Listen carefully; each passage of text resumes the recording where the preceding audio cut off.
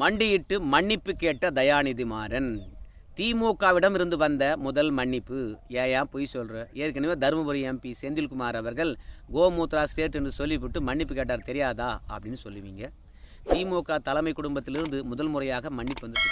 ஏற்கனவே சனாதன சர்ச்சை பேச்சு உலகம் முழுவதும் ட்ரெண்டிங் அடிக்கின்ற போது கூட அதிலிருந்து பின்வாங்க மாட்டேன் என்று, நான் என்ன சவார்கர் பரம்பரையா மன்னிப்பு கேட்பதுக்கு என்று சொல்லிட்டு பெரியார் பேரன்கள் கலைஞர் வாரிசு மன்னிப்புலாம் கேட்க மாட்டேன்னு சொன்னாங்க. இப்போ அதே குடும்பத்திலேருந்து தயாநிதி மாறன் மன்னிப்பு கேட்டிருக்காரு. அவருடைய பேச்சு சர்ச்சையாச்சு.